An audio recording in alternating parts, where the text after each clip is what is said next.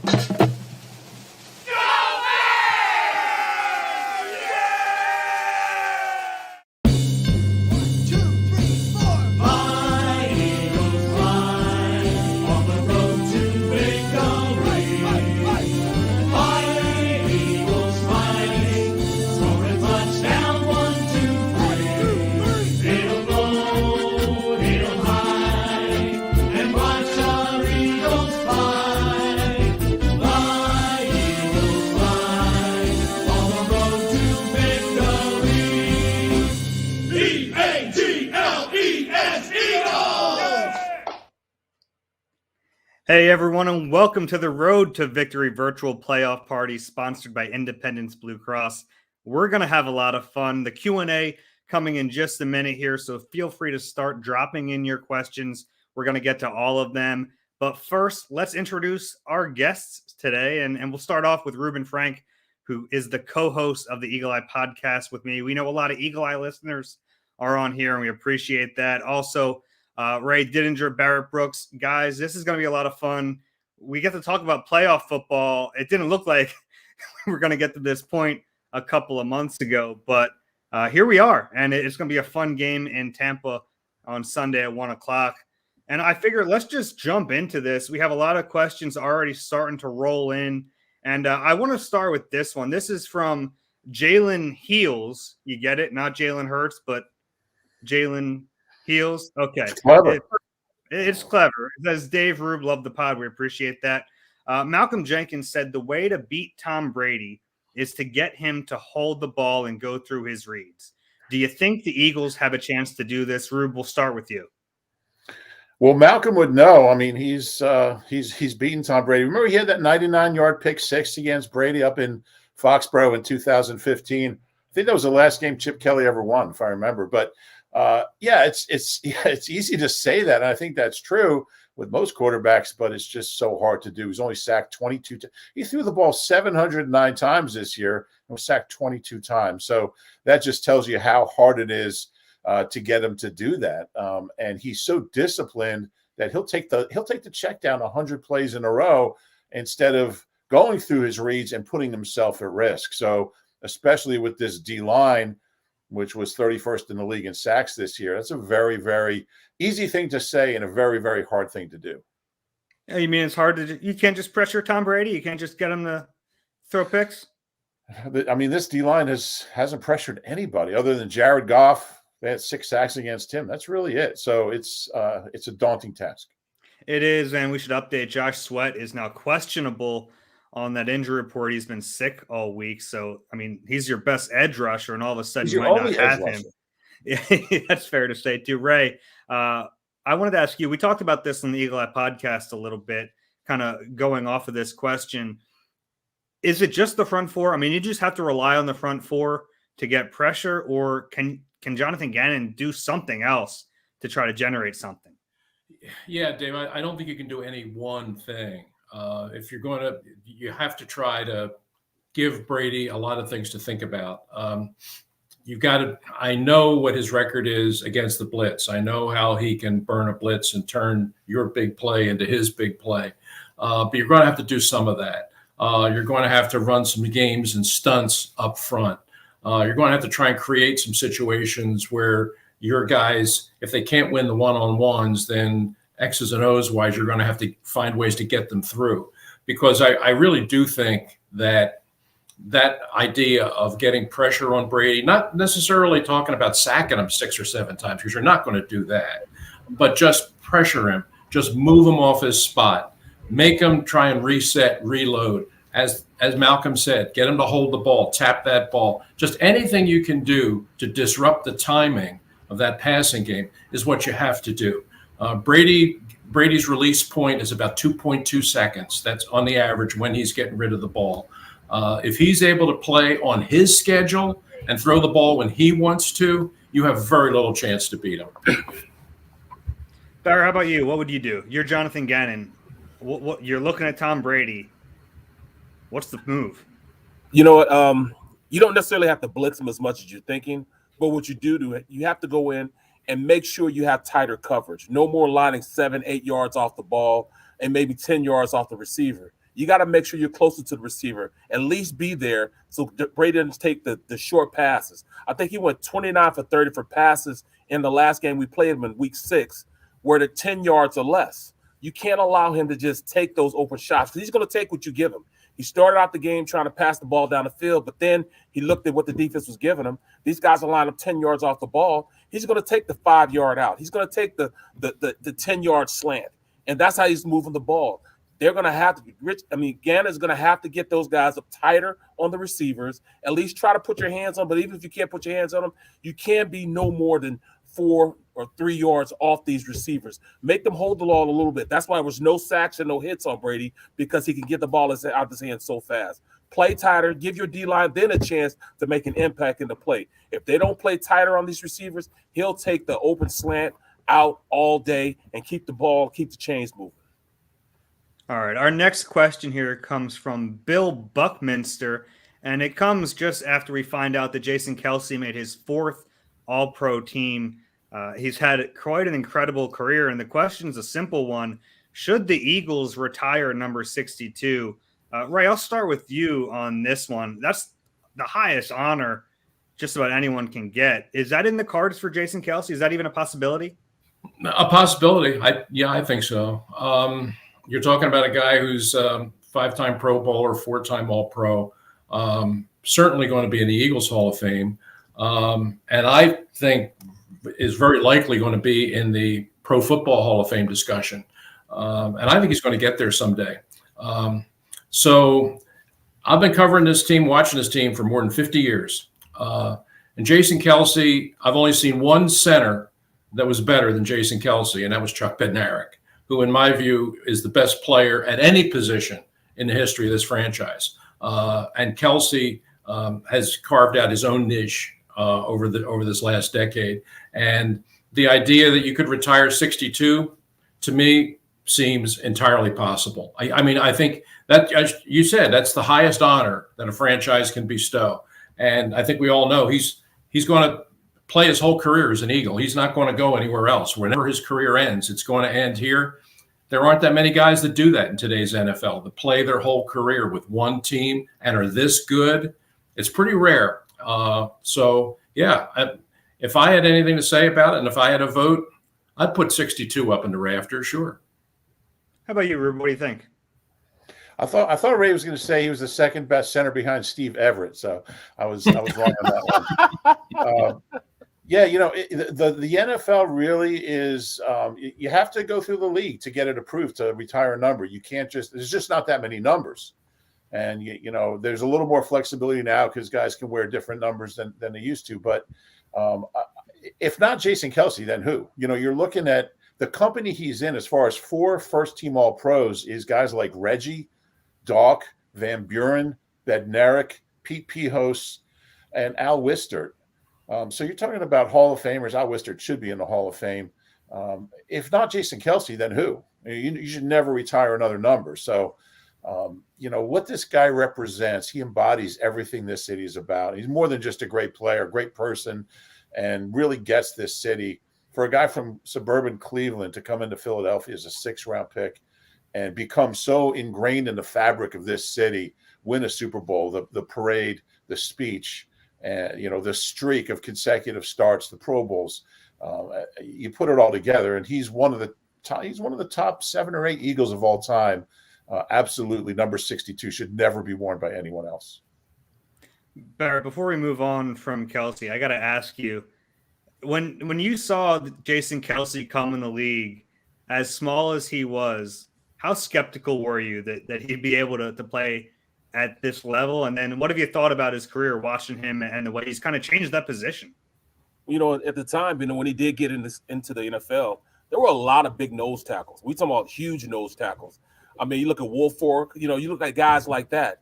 And, here Kelce comes in, 275, 260, soaking wet, playing against those guys. And when he came in the league, we have to understand this also. He dethroned Jamal Jackson, who had just made a niche as far as being a starting center in this league with the Eagles. So him dethroning Jamal Jackson, I was like, well, who is this kid coming out? But then once I watched him and how they used him, how Moore would pull him, get him out on an island versus a linebacker, and he was a good enough athlete to block those guys out in space. Yes, he deserves to be not just in the Eagles Hall of Fame, not just to have his number retired, but also he needs to be in the Hall of Fame, period. Get him in there, first ballot. But there are a few guys in the league that made an impact, not just here in Philadelphia, but on how you play the center position in the league right now. He has, definitely just reevaluate how you go out and find a center. You need an athletic guy now that can pull around, that can get to that second level, and smart enough to also make the calls. He's that guy. So, yes, he should be in the Hall of Fame. They should retire his jersey. And I do see him in Canton in a little bit. Yeah, no, it's funny that the Canton conversation over the last few years has really kind of changed. And now everyone, it seems like, at least in this city, everyone is on board. All right, let's get to the next question. This one comes from Christopher Elburn, and I'm butchering your name, and I apologize for that. But we've had a few versions of this question. Would you double Gronk and make Brady throw to the receivers on Sunday? It's an interesting question because no Chris Godwin, he's out for the season. No Antonio Brown. Don't know where he is, but it won't be in Tampa on Sunday. He's hanging out with Madonna. Is he? That wouldn't surprise me. Barrett, let's go right back to you here. What would you do? I mean, would you double Gronk? It's a decent thought, but they also have a couple other tight ends who are pretty good too. Right, you got Cameron Brake, you have O.J. Howard. They had some really good tight ends, and I think they're going to go back and look at a little film of what they did with Brady back when they had the 2 tight end sets up in New England. Would you double him? Yes, you're going to have to double him. He's that dynamic of a player. At least have a safety roaming around there because the match was going to be Singleton versus Gronk, and you're going to have somebody over the top, because he's just as fast as as the linebackers, and he's physical as far as being against the safety one-on-one. So you're going to have to, do a little bit of that doubling. But the big thing is, I'm not so much worried about getting the ball out to the outside. I like Slay, I like Nelson, I like Avonte Maddox going against the receivers that they do have there. Gronk is definitely the guy that he's going to look to. He's the safety blanket, and he's the guy that's going to want to get the ball to anyway. So, yes, I would double Gronk the majority of the time, understanding that Slay is good enough to handle Evans, or everywhere else on the field. But, at the end of the day, if they don't play tight enough, they give them time to just throw those quick passes. You won't be able to generate any pressure up the field with their line. And it's imperative that Hargrave and Fletcher Cox have a great game, getting penetration up the field. Ray, what do you think with Gronk? I mean, can you afford to double him, or would you do it in certain situations? Again, I don't think you can do the same thing every play. I think you have to go changing up. I think you have to have, and this really falls very heavily on the shoulders of Jonathan Gannon with his game plan. You're going to have to mix things up. But Brady is the smartest. In addition to being the best, he's part of the reason he's the best is he's the smartest, most experienced player, most experienced quarterback. I mean, he's seen everything, but you have to try and keep him guessing as much as you can. And with no Godwin and no Antonio Brown, this offense is really going to run through Gronkowski, I do believe. He didn't play in the Thursday game earlier this year, and they were still able to pretty much do whatever they wanted to do. But I think this is a game where, especially if the weather's not good, Brady's going to work that middle of the field area. And we've seen over the course of the year, I mean, the Eagles' stats defensively against tight ends is not good. And in this game, they're going against the best postseason tight end we've seen. So, yeah, I think you probably have to jam them at the line some and then turn them over to the safety, bracket them, high-low them, do all kinds of different things. But he's going to have to command the attention of two guys on most plays, because it would not surprise me at all. Look, Antonio Brown, when they played this team earlier in the season, he got targeted 13 times in that game. Well, he's not here coming into this game, obviously. So it would not surprise me at all to see those 13 targets go to Gronkowski on Sunday. Yeah, I'm sure Jonathan Gannon's getting not a lot of sleep this week as he's getting ready to face Tom Brady. And real quick, the other thing about Gronk is you got to tackle this dude, because you could have him covered perfectly. You could have him double teamed. If he gets the ball in his hands, he's such a threat to get 10, 12 yards after the catch, even if he's got guys on him. So you gotta swarm to the ball, gang tackle him, and get him down. All right. The next question here from Dash the 6. Can we get Greg Ward some snaps? That slot is going to be wide open on Sunday. I'm not sure about wide open, but I like the idea of playing Greg Ward, especially because they're not really getting much from Jalen Reagor. Rube, I'll start with you. I know you've been a pretty big Greg Ward fan in not his really career. Getting much. Understatement of the century. Go ahead. That's probably fair. Greg Ward, I mean, what would you do here? How many snaps for Greg Ward would you give him on Sunday? All of them. I would give him all of Reagor's snaps. Look, I don't want to pile on Jalen Reagor, but he's given this team nothing in the punt return game, in the receiving game, certainly in the jet sweep game. Whatever you try to do with him, he's not only not helping you, but he's hurting you. He's taking 1st and 10s and turning them into 2nd and 13s, drops, whatever it is, bad field position. If I was a coach, he'd be inactive. He'd flat out be inactive Sunday, and Greg Ward would be in the slot. And look, you saw his value. He gets one target the other day on 3rd and 14. It's a broken play. Jalen Hurts is running around, and he catches a 27-yard catch on 3rd and 14 to set up a touchdown. And that's what he does. That's his value. And look, I'm under no illusions that Greg Ward is a Pro Bowler, but I do know he can get open on third and short. He can get open. He can catch the ball. He's not going to drop it. He's going to be where he's supposed to be. And if that ball's catchable, he'll catch it. And he'll get in the end zone too. So to me, it's a no-brainer. Nick Sirianni owes it to his team and his players to put the best 53 players out there Sunday. And Jalen Reagor is not one of them. Greg Ward is. I'd like to see him have an expanded role, no doubt. Tell us how you really feel. The stream, come on, man. The stream. Can we put Jalen Reagor in Swoop's costume? That's pretty bad. But, you're right, man. It's all about production. What have you done for me lately? This is an unforgiving league, and we've been on Jalen Reagor the entire season.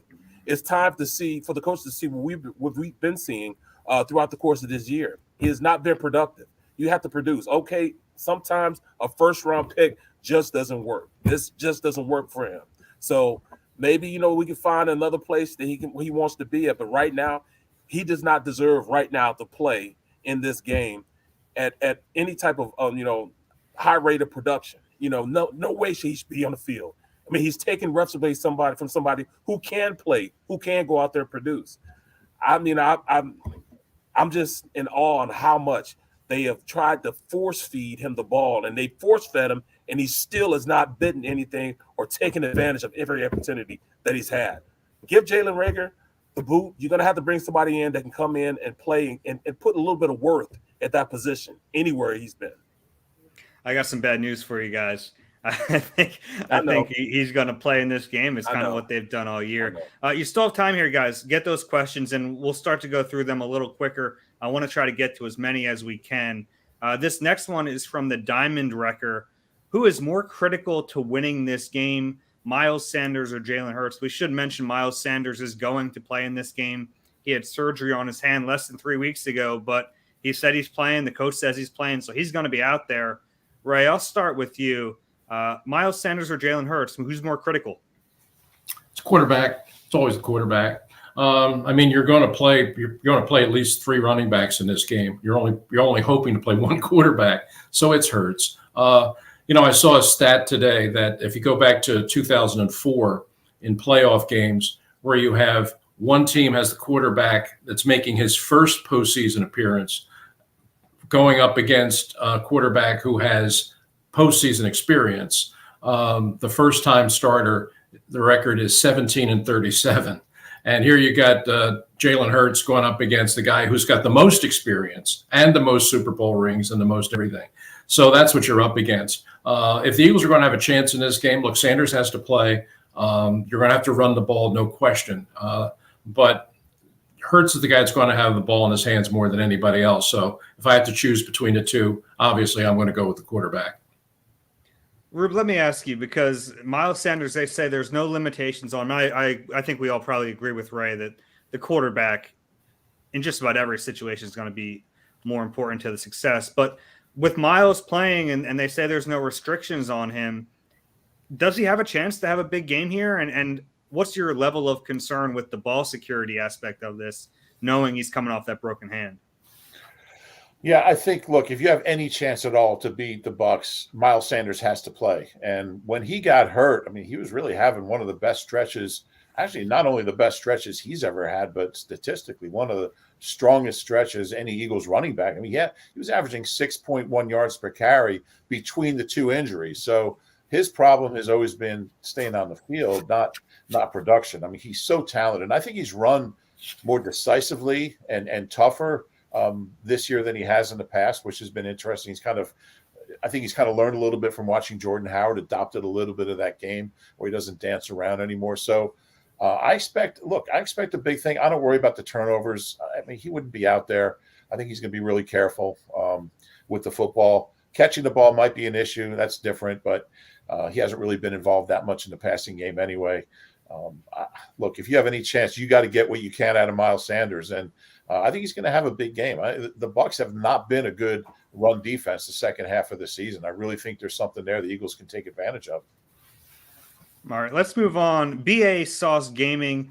First off, we appreciate the kind words. Says he listens to every pod, watches the pre and post game shows. So we appreciate that. The question, Barrett, is, are you guys worried about the young linebackers on Sunday, especially against Gronk?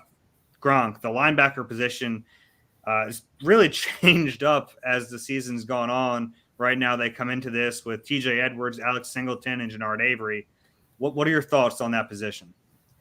I mean, that's one of the most crucial positions we have on our team that we need to upgrade.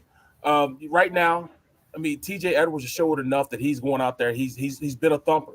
He's been a guy that's been out there and kind of influenced how to play the linebacker position a little more aggressively. This is a game where, I know they're going to try to run with Leonard Fournette, so our linebackers have to come in a better position to play harder and be an impact player, and tackle behind the line of scrimmage. They're going to have to stop the run game. The only way they can do it is that those guys get a little more penetration, and, those guys up front, keep those guys kind of clean so they can scrape. It's imperative that our linebackers play the best game of their lives, because at this point they're going to have to cover and they're going to stop the run with Leonard. Ray, what do you think about these linebackers? Because we've seen so many different iterations of this group throughout the year. Where do you think they are right now as they head into this game? Better than they were. I think the switch from Wilson to Edwards has helped a lot. I mean, and if you look at the numbers, the run defense over that part, from what it was early in the season when Wilson was in the middle to what it's been since they made the switch to Edwards, significantly better. I mean, the run defense is much better because, like Barrett said, I mean, he's a thumper. I mean, he's a big guy who plugs those gaps in between the tackles, and good solid tackler, which Wilson really wasn't. We know that he's got certain limitations in coverage, and that's the problem when you're going up against Tom Brady. Tom Brady just feeds on linebacker cores. He just does, because he's got the 3 tight ends, and they're all good, and they all run good routes. And that's where I think that's where Brady's going to go to work right here. I mean, I doubt that he's going to be throwing many balls down the field, especially if the weather's not very good. He's going to try and work that middle of the field area. He's going to throw Fournette out of the backfield. He's going to work the tight ends, and that's going to be right. He's going to paint a bullseye right on those 3 linebackers, and they have to play not just well, but they have to play their best game for the Eagles to have a chance to slow this offense down. Rube, I know we just heard the word thumper twice, so go ahead. He's a thumper. Yeah, Cote. Everybody was a thumper to Cote. Hey, Rich, what do you think of this? He's a thumper. Everybody was a thumper. So all right, I just hear that, I regress to Cote. And it's funny now that I hear every time I hear the word, I don't hear Cote. I hear you doing Cote Right in my head. That's what I think Cote is now. I hear his voice when I think of Cote now. That's it. Really Next flattering. is Marine Fred Antoni. What's your favorite Eagles playoff moment? This question was directed toward you, Ray, so we'll let you take the first crack at it. Your favorite Eagles playoff moment? Oh, geez. I mean, are we taking Super Bowl 52 off the table? I guess we ought to, because I think, to me, we know where that's going. Yeah, I mean, to me, that's the obvious one. I mean, if Super Bowl 52 is that's the apex. That's that was the day they climbed the mountain. And but if you aside from that, I would probably go back to the 80-81 championship game against the Cowboys at the old vet, and the Wilbert Montgomery run right off the first possession, 42 yards off right tackle, and just literally feeling Vet Stadium shake when he broke into the open field. That's a moment I'll never forget. How about you, Rube? Yeah, I saw the question up there, and I was thinking about that. And there's two that are tied for me. I mean, 4th and 26, you just can't beat that. And the fact that it was Freddie, and he got hammered on the play. I was watching it today a bunch of times. He made a great play. But you know what I'm going to say? I'm going to say in that 2001 conference semifinal game in Chicago, super cold. It was a late game, and Damon Moore had an interception off Jim Miller. And it was Hugh Douglas's block on Jim Miller that really knocked him out of the game and really pretty much ended his career. And I actually talked to Hugh today, and what Hugh said to Jim Miller during the play as Demo was running the ball back, he said, "Don't move." And he moved. The rest is history. And which is the most Hugh Douglas thing ever. And Hugh got fined for it, and then he appealed, and they rescinded the fine. They said it was a clean hit. And the Eagles went on. They were trailing, I believe, by like 8 points at halftime. I thought that was one of the toughest games, probably the best game Donovan ever played from a sheer toughness standpoint. Terrible. That Bears team, they were the number one seed, I believe, and number one defense. And the Eagles just went out and hammered them. It was incredible. So I'll go with the Demo pick and the Hugh block. I like that. I want to go around the horn on this one and finish off with you, Barrett. Do you have one in mind? Any touchdown play in that game we had against Detroit, my first 58-37 game. Yeah, I mean it was crazy. I mean you pick the Carpenter touchdown just before halftime, Willie T, Charlie Garner. I mean all those guys just had huge plays. So to me it was just just a bunch of play. In fact, everybody else was having fun except for me. I was the only one not having fun because me and Robert Porcher were battling the entire time. So I missed all that fun stuff they were having, but hey, it was just a great game, period. You know, the one that comes to mind for me, and it's a pretty obvious one, and I haven't been around as long as you guys, but that pick six in the NFC Championship game, I can still hear the crowd at the Link. I mean, that's about as loud as stadium's ever been that I've been in. I mean, You're talking P-Rob. Yeah, Patrick Robinson pick six in the NFC Championship game. I mean, that was the that was a moment I'll never forget. And even, I mean, the lead into that game, the warm up, you remember that? Yeah, there it is, Patrick Robinson. The moment before that game when they started warming up, and you're looking around like, there's no way they lose this game. And even when they got down, you're like, it's going to take one play, and then that Patrick Robinson play. And shout out to Chris Long because he made it happen. But that was certainly a fun one. All right, the next question here from Adam Leffler, and I like this. It's a little outside the box. If we win the coin flip, do we take the ball instead of deferring? Don't want to fall behind on the scoreboard. It's interesting because the Eagles have been a defer team. And that's what the numbers say to do. I mean, the probability and the stats say to defer. and you get an extra possession that way. But they have started slow. Rube, put yourself in Nick Sirianni's shoes. You win the coin flip. What do you do? What has Nick said all week? We're going to play this game like every other game. I don't think he can play scared. I think if you do that, I think it's a message that we're scared of this team. And I think that's a bad message to send. I would keep doing – look, I understand the logic of it. I mean, it does make sense in some very real ways. But I don't want to plant that seed of doubt in my defense that, hey, I don't really trust you guys here. So I want the offense on the field and try to get something early. So I would stick with my guns and do what they've been doing all year. Yeah, I like that one. All right, let's move on. Josh Snipes. Yeah, hey, Dave. I agree with what Rube said. The only caveat would be if the weather really is amazing. I mean, if you really do have 40-mile-an-hour winds, might be the only way that I might think about taking the wind and making Brady go into the wind for the first half. That's the only way that I would. That's the only way I would change. I like the idea. It's worked out well for them. And a team that starts slow like them, I don't know, having the ball first is that big an advantage. So I would defer if I wanted to toss, unless the weather conditions were just so weird that it would sort of dictate to take the win. But otherwise, I'm deferring. Yeah, that's an interesting angle. It looks like the rain might be out of that area by 1 o'clock, but the wind seems like it's probably going to be the bigger issue for that game. All right, Josh Snipes. Will the Eagles run a lot on the perimeter in order to avoid the mismatch of Kelsey versus Vita Vea inside? Barrett, I want to go to you on this because it's not just Vita Vea, it's Ndamukong Suh in the middle too.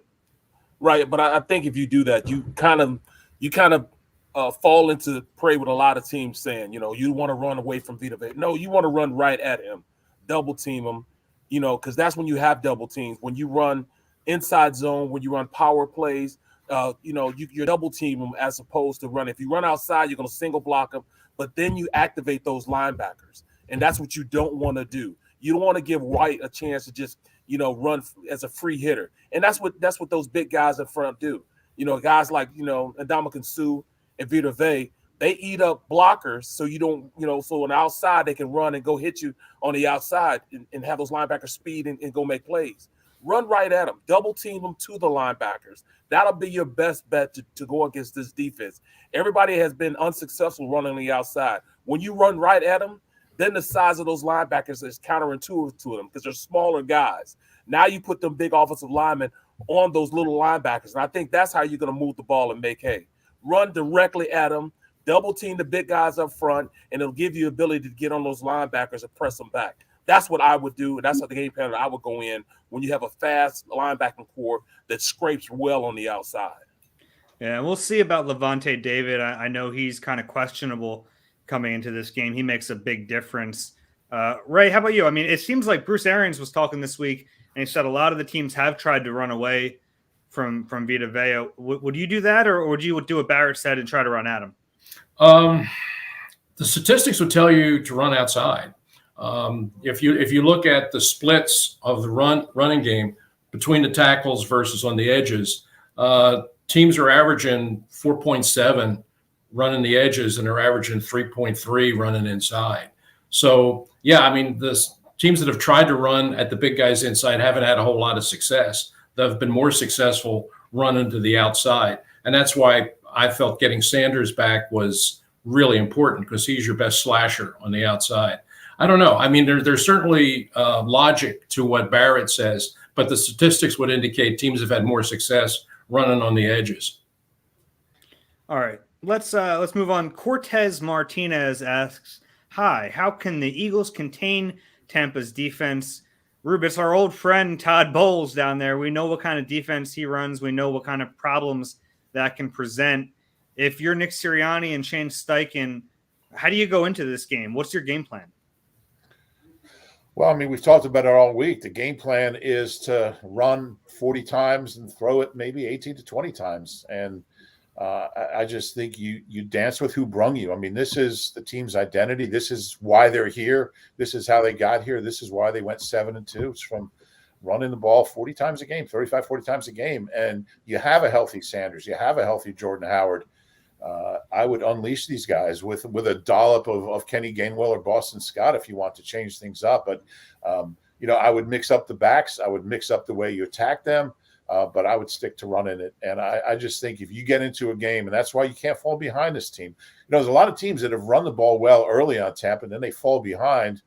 You look at the final totals, they had like 13 carries for like 92 yards, but they had to get away from it because they're down, 28-10, early in the third quarter. So I would attack the same way this team is attacked. You pick your spots to throw. Hurts has to be efficient and mistake-free. These guys can't drop passes. Use Devontae, use Goddard, but the focus has to be on running it. And if it doesn't go well the first series, run it some more because you can't abandon it. So, look, this guy is one of the best defensive coaches I've ever been around. I'm a big fan of what he does. I think if you get into a thing where you're chucking it too much, it's going to fall right into their hands. Barrett, how about you? I mean, if you're looking at this game, that Todd Bowles defense, man, it's tough. Do you agree with Rube? You just have to kind of stick with what got you here? You have to. It's a totally different offense that Todd Bowles is playing against this week as opposed to the last time they played him in week 6. They were trying to run RPOs back then, and what they did was they would slant the defensive end, and then they would scrape the linebacker around and bring the safety down. So when they slanted the defensive end, it would tell Jalen Hurts to pull the ball. Then they scraped the linebacker around to handle Hurts, and tackle Hurts. And then they would bring the safety down so he couldn't throw the outside to the outside because the safety's sitting there. So, that was great in stopping the RPOs. Now they run the ball consistently. Now Todd has to go out there and stop the run. And when you stop the run, you tend to, stack that box a little bit. And I really believe that Smith, Goddard, and those guys can make some hay on the outside just from being open from them keeping the extra defender in the box. So they're going to have to run the ball consistently. That's going to open up the pass game for Jalen Hurts. Now they can do a little play action. When you do play action, it gives you solid protection because you keep some blockers in, and it allows you to go on with the one-on-one routes on the outside to the Smiths and to the Goddard. So, he has to defend a lot more this time as opposed to what he faced in week 6. Hurts is a better player. That offensive line is a better player. And that run game is definitely better than before. Right. I'll give you a crack at this one, too. And in addition to that, Todd Bowles' defense, what scares you the most about it?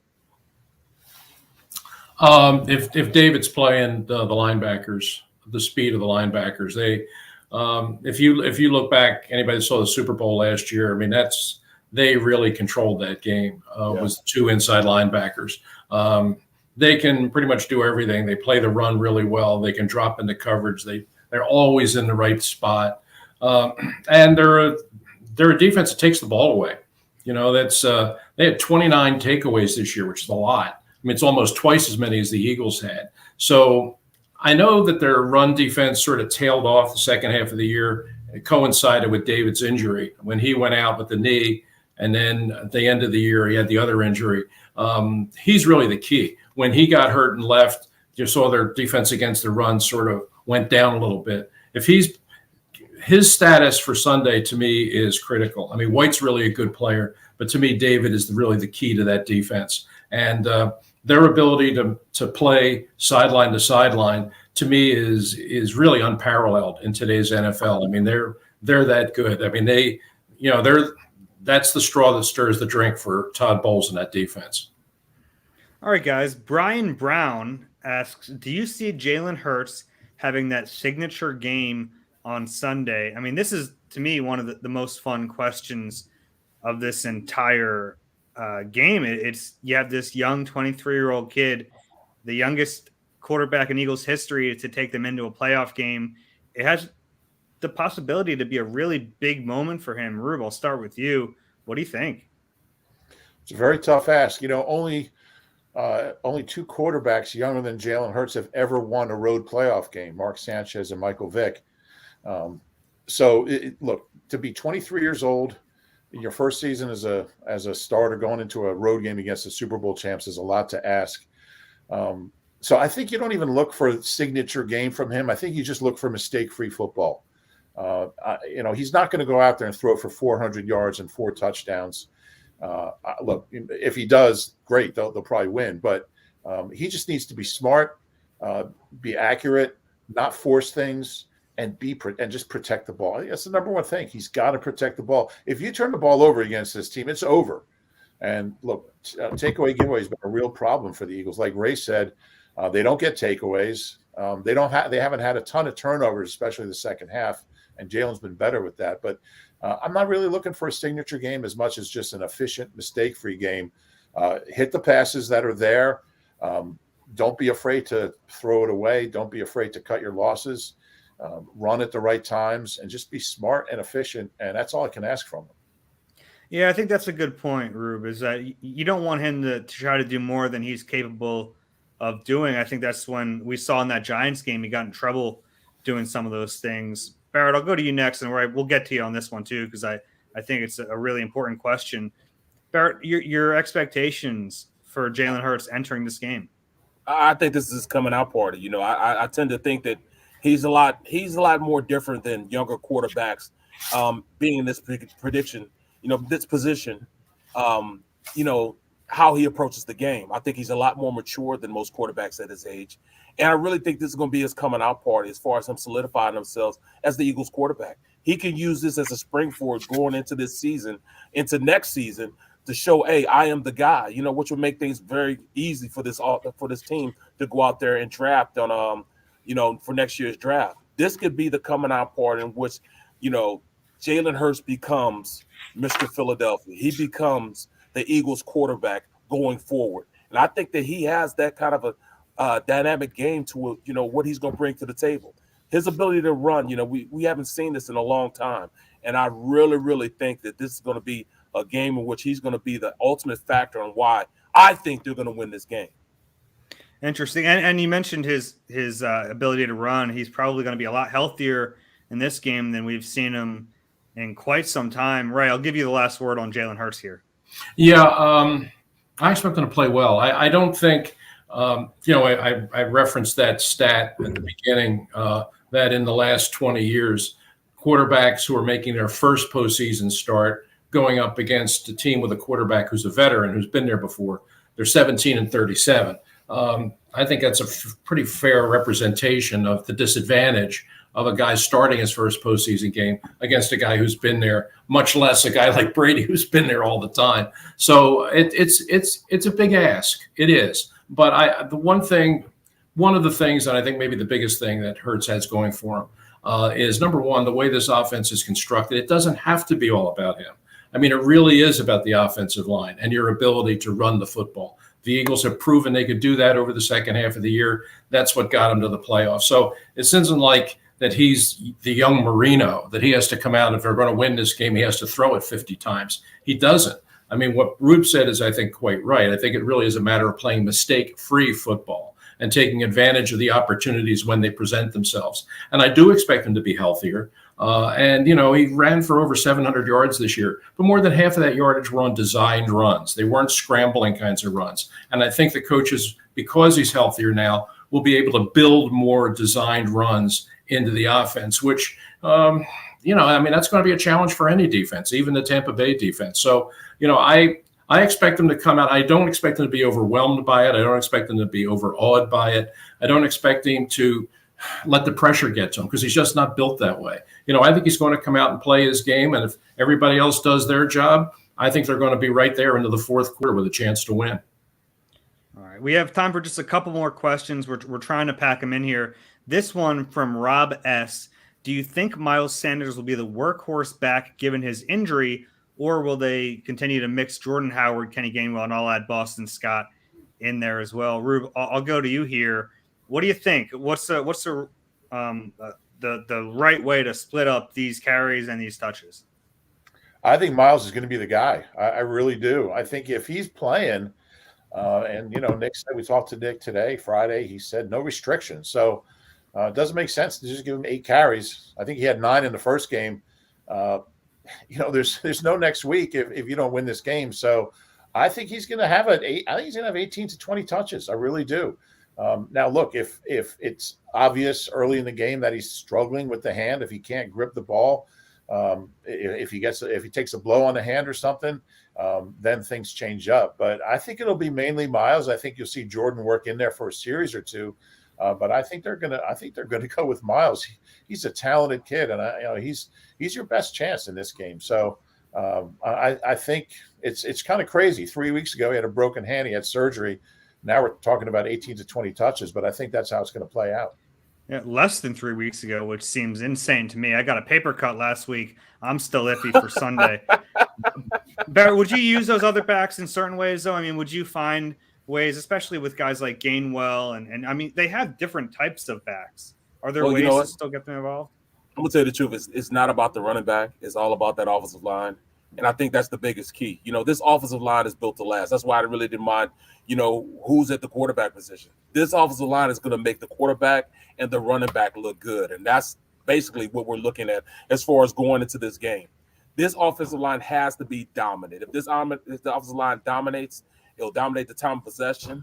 They'll have a healthy running game, which will put a lot of the earnest on, Hurts just going out there and playing a simple hand it off and throw when he needs to type of game, which will bode well for the Eagles. Let's get that time possession and keep them chains moving by running the rock with the offensive line. All right, I want to finish on this one from Freaky J.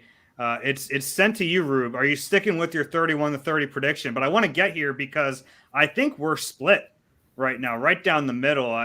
Ray and I are on record. We're taking the Bucs. Rube and Barrett, I believe, are taking the Eagles. Is that right? 31-27. And Rube, you're 31-30. Yeah, I'm going 31-30 Eagles. I just think that they're healthy. I love the matchup. Their ability to run the ball. Barrett talked about their O-line, which is probably the best offensive line I've ever seen. I've been around the Eagles since the 80s. Not that there was the 80s offensive lines were pretty bad, but I think you have a healthy Hurts, you have a healthy Sanders. The defense is intact. It's going to be tough. Look, it's they've been good on the road this year, 6-3 on the road. I think the biggest thing, they just really believe in themselves, and there's a certain confidence there. It's going to take a perfect game or close to it, but I'm sticking with 31-30 Eagles and off to Lambeau. All right, well, we'll find out soon enough. Thanks, guys. This has been a lot of fun. We want to thank everyone for their questions. We'll dive into all these topics and more on the Birds Huddle playoff preview coming up on NBC Sports Philadelphia. But for now, stick around for some messages from Eagles alumni and your chance to win some cool giveaways, including some autographed gear. Thanks, everyone. It's been a blast. Wild card weekend. Let's go Eagles! Brent Selleck here. At this point, it doesn't matter who we play. It's time to go get it. If we want to be the best, we got to beat the best. Go Eagles. What's up, Eagles fans? This is Arkansas Fred, and oh boy, I wish I could play in this game this weekend. But you know what? I think the Eagles are going to be just fine without me. Good luck, Philadelphia Eagles. Let's go, Birds! Big game this week. Eagles, let's go to Tampa and kick their butt. Jason Avant here. Let's go, Birds!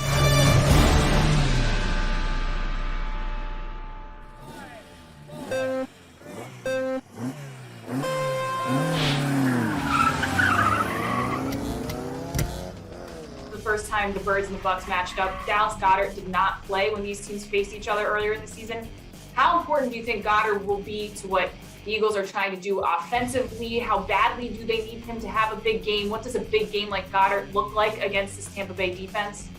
Well, I think he'll be monumental because I'm not sure what the secondary for the Bucs is going to look like. They've had a lot of injuries, a lot of guys in, a lot of guys out. But what they do, because their linebackers are so good, they give the assignment to the linebackers to cover the tight end quite a bit. When Jalen Hurts deciphers that they're in man-to-man coverage, and he's got Devontae David lined up on Dallas Goedert, the Eagles have to take advantage of that matchup. They have to take advantage of it because the Bucs believe, and they're one of the few teams in the NFL that believe that their linebackers can cover elite level tight ends, and I believe that Dallas Goedert is an elite level tight end. They've got to take advantage of that matchup. And Jalen's got to notice it. He's got to see it right away. And him and Dallas has got to be on the same page, and they've got to figure out a way to make it work. Fly, Eagles, fly. Fight, Eagles, fight. Touchdown,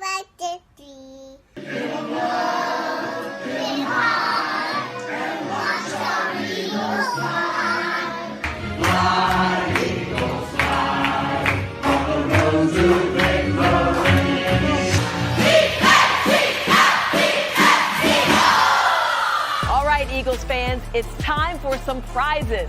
Head to NBCSportsPhiladelphia.com/playoff party sweeps for your chance to win some amazing swag, including signed helmets, exclusive t-shirts, hats, and much more. Good luck and go Birds.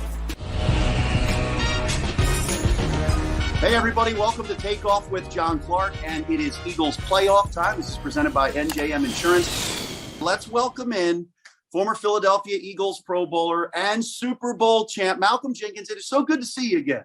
John, good to see you as well. It's been a while. So what is the secret sauce for the Eagles to beat Tampa Bay and Tom Brady? Because you guys did it twice. The only way, that you are going to beat Tom Brady is if you can hit Tom Brady.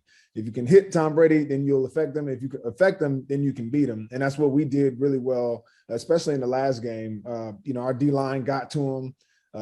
They had some injuries as well. Some guys got taken out of the game. And then once that game got one-dimensional, it became really, really hard for Tom Brady to execute. But I think what the Eagles are doing, in their formula and the way that they beat us the last really 2 seasons, being able to run the ball and control the game, I think that's going to be a key to keeping Tom Brady on the sideline, keeping him off the field. But you're definitely going to have to be able to get some pressure on them if you want to have any kind of effective plan against them. Hey, don't miss all of the Birds playoff action all day long on NBC 10 and NBC Sports Philadelphia. We will see you Sunday starting at 9:30 a.m.